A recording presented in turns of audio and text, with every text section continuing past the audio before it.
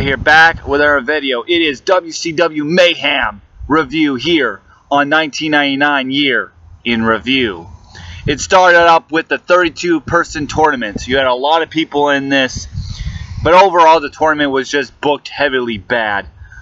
You had Medusa in there. She was eliminated in the first round but got a second chance for some reason. Goldberg got eliminated in the first round somehow, some way, for whatever fucktard reason. You had a lot of lower tier card people in this tournament.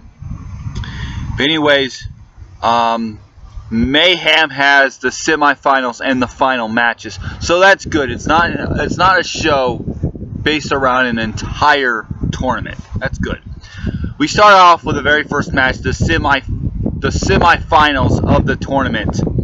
Chris Benoit defeating Jeff Jarrett in an incredibly solid match. Very good match. 7.5. It is a very, very good match. Very good match indeed. Then we have Evan Courageous defeating Disco Inferno to capture the Cruiserweight title in a very poor, boring, really bad match. 1 out of 10. Next up, we have Norman Smiley defeating Brian Knobbs to retain the Hardcore Championship. I believe this is the first pay-per-view where the Hardcore title was defended. This was okay. It was pretty entertaining. The WCW's version of the Hardcore title was pretty mediocre. It was just their excuse of being hardcore, I guess.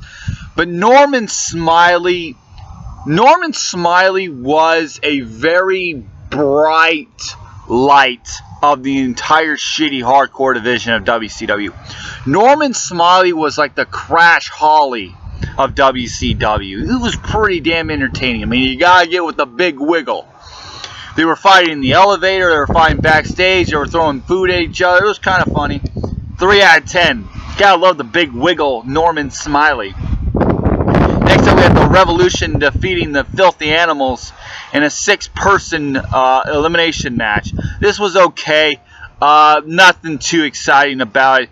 You had Tori Wilson in the Filthy Animals team in this match, and you also had Asia, which was just this big, ugly, muscular bitch. She's as muscular as fucking... let's just say she's like Nicole Bass. Not as ugly, but pretty muscular. Ugh. This was okay. 5 out of 10. Perry Saturn got the victory when he hits Tori Wilson right in the vagina for the victory. 1, 2, 3. Next up, we have Buff Bagwell defeating Curt Hennig in a retirement match. A very poor match. This is Curt Hennig's last WCW match, I think. I'm not too sure about that. A 3 out of 10. Nothing too good about it. Next up, we have Bret Hart defeating Sting in a very good match. Very good match. The ending was very good. Unfortunately, Lex Luger interfered and stopped the match, but then it restarted and they continued the match. Very good. I give it a 7 out of 10. Very good match. Sting had the Scorpion Deathlock in, and then it was countered into the Sharpshooter, and the way they did it was really sweet. Very good match. 7 out of 10. The Misfits, that is Vampiro and some other guy, I don't know his tag partner's name, defeating Berlin and the Wall. So it's the Berlin Wall in a tag team chain match. This match is terrifyingly bad and it is such a bad match. And what makes this match worse, it's not just because it's a botch fest, not just because it's random spots, brutal spots that don't make sense. The problem that makes this match so bad as it is fucking Oklahoma, Ed Ferrara, that fat piece of shit Vince Russo bitch, which is what he is. He's just Vince Russo's bitch. He just commentates, and here is a direct quote from Ed Ferrara as Oklahoma doing his stupid Bill Pawsey, stupid crap with Jim Ross shit. It says, choke slam, by God, who's your daddy, Vampiro? By God, who's your daddy? Vampiro,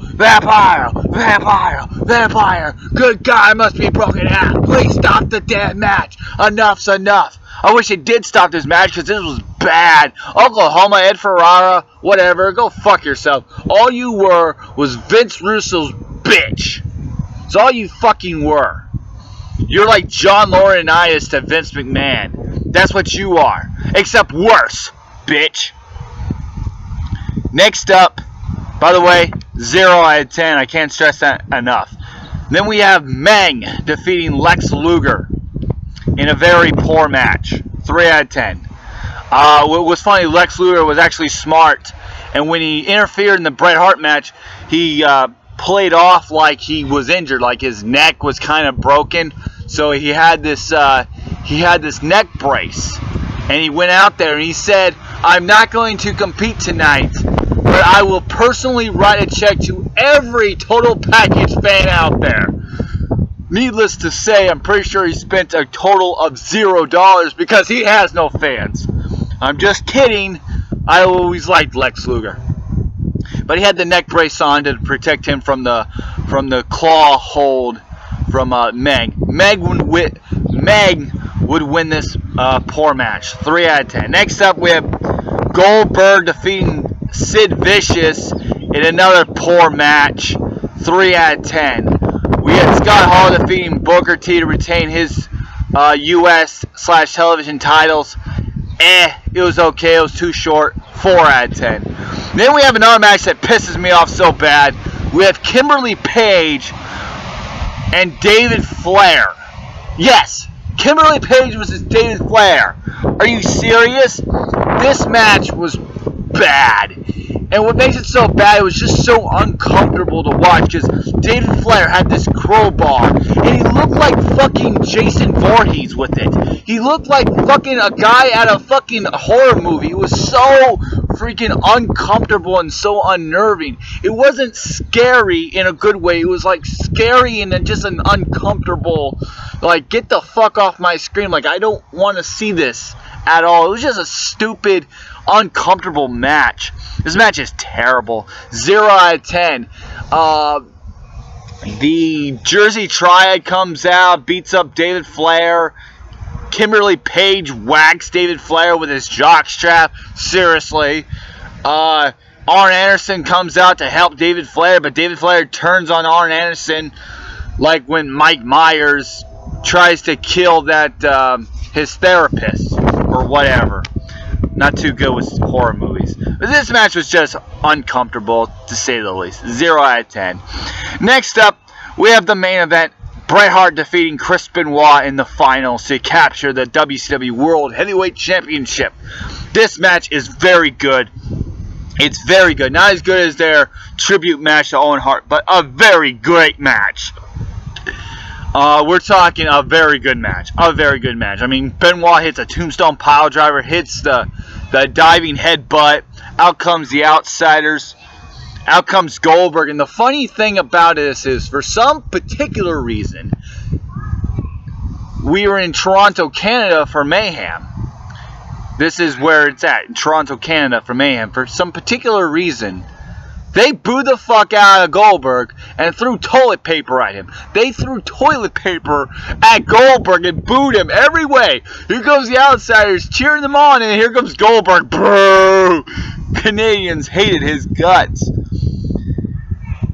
Anyways, the diving headbutt gets 2. Outsiders and Goldberg comes out. They brawl. Bret Hart and Chris Benoit have an exchange of moves like crazy. Chris Benoit goes for his triple German suplex. Bret Hart counters, and then counters, and counters, and counters. Cripple crossface into a counter, and a counter into the sharpshooter for the tap out.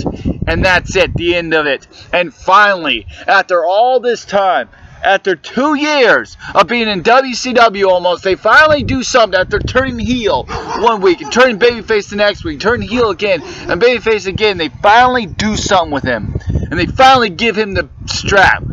They finally make him a main event player. They finally make him the WCW World Heavyweight Champion. It's such And it's such a good ending to an okay, not that too bad of a show. This show rating gets a 3.7. The main event was very good. I give it an 8 out of 10. But my final verdict is a 3.7. Almost a 4. It's bad, but the ending is a very good ending. We finally get, after so many times, a solid ending to a WCW pay-per-view? No fucking way. There's Bret Hart celebrating with the Canadian flag, celebrating with his fans, confetti and pyro. It's a very good ending to not too bad of a show.